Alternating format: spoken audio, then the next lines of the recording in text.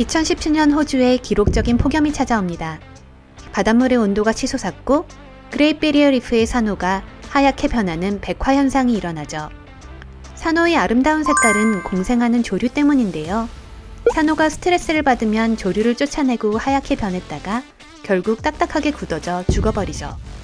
폭염도 백화 현상도 호주에서 처음은 아니었습니다. 1998년과 2002년에도 비슷한 일이 있었죠. 하지만 이때는 상황이 나아지자 산호가 공생조류를 다시 받아들여 회복이 되었던 반면 2017년에는 백화된 산호들 다수가 회복하지 못하고 죽어버립니다. 점점 따뜻해지는 수온, 태풍, 그리고 포식자의 증가로 1998년부터 2017년 사이에 호주 산호의 절반이 사라져버렸죠. 호주 정부는 비상이 걸렸습니다. 그레이트 베리어 리프에 서식하는 600여 종의 산호가 위기를 맞았고 관광과 어업 등 산호와 관련된 6만 4천여 개의 일자리 또한 위기에 처했습니다. 호주는 산호들이 모두 사라져버리기 전에 이들을 보호할 수 있는 당장 적용 가능한 방법이 필요했고 그동안 배관시되어 오던 지구공학적 방법을 세계 최초로 적용해볼 계획을 세웁니다. 바로 해양구름 표백이죠. 해양구름 표백은 바닷물을 대기 중에 뿌려 구름을 밝게 만들어 구름의 태양빛 반사량을 늘리는 기술입니다. 구름은 수많은 작은 물방울들로 이루어져 있는데요. 물방울의 크기가 작을수록 태양빛을 잘 반사합니다. 이때 구름 속 물방울의 크기를 결정하는 것 중 하나가 바로 응집팩의 양입니다. 대기 중에 수증기가 물방울이 되려면 수증기가 달라붙어 응축될 수 있는 작은 입자, 즉 응집팩이 필요한데요. 응집팩의 숫자가 많으면 구름을 이루는 물방울들의 수가 많아지는 대신 물방울 하나하나의 크기는 작아지게 되죠. 해양구름 표백 기술은 바로 이 원리를 이용했습니다. 바닷물을 대기 중에 뿌리면 바닷물 속에 녹아있던 소금이 구름 속에서 응집팩 역할을 하게 되고 작은 크기의 물방울들을 많이 형상하여 구름의 햇빛 반사율이 올라가게 되는 거죠. 해양구름 표백은 인공 강우 기술과 종종 비교되기도 하는데요. 구름 속 물방울을 작게 많이 만들려는 해양구름 표백과는 달리 인공강우 기술은 저군이나 정란운의 물방울을 크게 자라게 해서 빗방울로 떨어지게 유도한다는 점에서 차이가 있습니다. 2017년에 대규모 백화 현상 이후 호주는 대학 및 연구기관에 약 50억 원을 투자해서 사라져가는 산호초를 구하기 위한 기술 개발을 의뢰했는데요. 해양구름 표백은 이를 통해 선정된 43개의 방법들 중 하나였죠.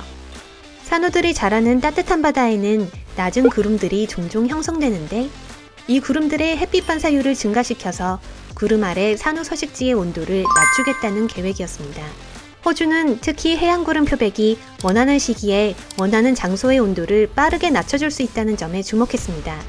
탄소 포집과 같이 이산화탄소를 없애는 방법은 근본적인 해결책이긴 하지만 언제 시행 가능할지도 불명확하고 한다고 하더라도 그 효과가 전 세계적으로 천천히 나타나기 때문에 이미 위기에 처한 산호를 구하기엔 적합하지가 않습니다. 반면 해양구름 표백은 폭염이 닫혔을 때 산호 서식지 위에 즉각적으로 구름 양산을 만들어 산호를 보호할 수 있죠. 또한 성층권 에어로졸 분사나 철분 비옥화 같이 전지구적인 변화를 일으킬 수 있는 다른 지구공학적 기술과는 달리 해양구름 표백은 구름이 생성된 비교적 좁은 지역의 환경에만 영향을 미치고 별다른 화학물질을 사용하지 않기 때문에 의도치 않은 부작용에 대한 우려가 낮다는 점도 장점이었습니다. 비용도 다른 기술들보다 저렴할 것으로 계산되었고요. 이러한 장점들 때문에 해양구름 표백 기술은 남극 상공의 구름을 만들어 온도를 낮추고 빙하가 녹는 속도를 늦추기 위한 대책으로도 연구되고 있습니다. 2010년 3월 다니엘 해리슨 박사는 4명의 다른 과학자들과 함께 첫 해양구름 표백 실증 실험을 시작합니다. 실험에 앞서 미 워싱턴 대학에서는 스키장 제설기에 노즐을 개조하여 매초 수백 조개의 나노 사이즈 바닷물을 대기에 뿌리는 장치를 개발했는데요. 해리슨 박사팀은 이 장치를 가지고 호주 퀸즐랜드 타운스빌의 앞바다에서 대기 중에 바닷물을 뿌렸습니다. 연구팀은 분사된 바닷물이 구름과 섞이지 못하고 중간에 응결하여 바다로 다시 떨어질 것을 우려했는데요. 여러 센서와 드론을 이용한 관측 결과 예상보다도 많은 양의 소금이 구름에 도달하였다는 것이 확인되었습니다. 분사된 바닷물이 저고도의 구름에 도달할 수 있을지를 확인하려던 실험은 매우 성공적이었죠. 이 성공적인 결과에 대해 해리슨 박사는 곧 운이 좋았다라는 비판을 받습니다. 실험 당일 마침 바다에는 상승기류가 있었고 뿌려진 바닷물이 이 상승기류를 타고 구름이 있는 곳까지 올라갔다는 점이 밝혀졌기 때문입니다. 그럼에도 불구하고 연구팀은 해안구름 표백 기술의 성공 가능성을 보았고 2021년 10배 더 큰 규모의 두 번째 실험을 계획합니다. 이 실험의 결과는 아직 발표되지 않았죠. 호주의 해안구름 표백 실험 사실이 알려지자 해외의 환경단체와 과학자들은 깜짝 놀라게 됩니다.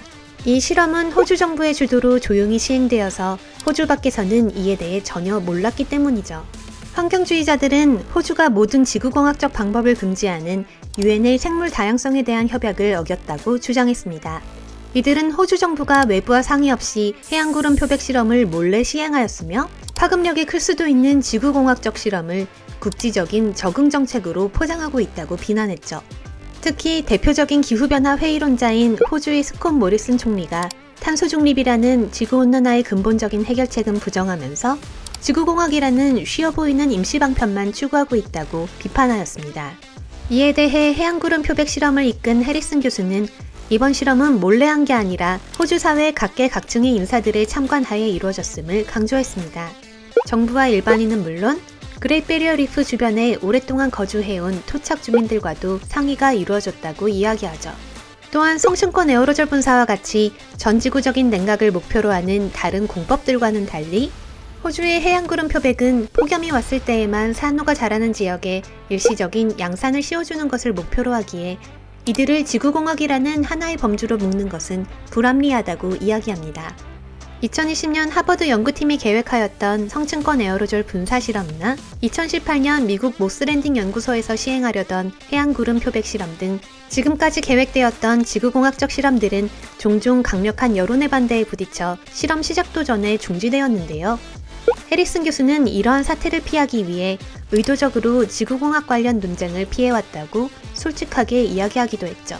한편 지구공학을 연구하는 학자들 중 일부는 호주의 해안구름 표백 실험을 반기기도 하는데요. 산호의 생존이 경각에 달리자 호주가 즉각적으로 효과를 볼 수 있는 지구공학적 방법에 과감하게 투자하였듯 급박한 기후 문제에 직면할 경우 다른 나라들도 지구공학 기술의 필요성을 인정해 줄 것이라 생각했기 때문이죠.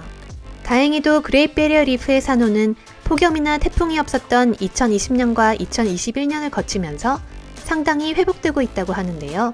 그럼에도 불구하고 IPCC는 2022년 2월 발간된 6번째 세계기후 보고서에서 열대산호 지역을 가장 위험에 처한 생태계로 뽑았습니다. 기후 모델들에 따르면 폭염이 더 자주 일어나고 해양산성화가 진행되면서 2070년이 되면 현재 존재하는 산호의 60% 이상이 사라질 것이라고 하죠. 이에 따라 해안구름 표백 기술을 이용해 산호를 보호하려는 호주의 발걸음도 빨라지고 있지만 아직은 갈 길이 멀어 보입니다. 바닷물을 뿌리는 기계는 그 출력이 10배 정도 증강되어야 하고 이런 기계가 800에서 1000개는 있어야 그레이트 베리어 리프 전체의 해안구름 표백 공법을 시행할 수 있다고 합니다. 또한 해안구름 표백 기술로 낮출 수 있는 온도는 최대 3도 정도라고 하는데요. 해리슨 박사는 이에 대해 이렇게 말합니다. 하늘에 있는 구름의 양에는 한계가 있습니다. 구름을 무작정 밝게 만들 수도 없고요. 지구온난화가 더 심해진다면 해안구름 표백 같은 방법으로 산호를 보호하는 데는 한계가 있을 겁니다. 지금까지 과학테클이었습니다. 저희 채널 멤버십이 열렸는데요. 멤버십 가입해주신 분들께 감사드립니다. 해안구름 표백에 대해 더 자세한 사항이 궁금하시다면 영상 아래 상세 설명을 확인해주세요. 영상 즐거우셨다면 구독, 좋아요, 알림 설정 부탁드려요.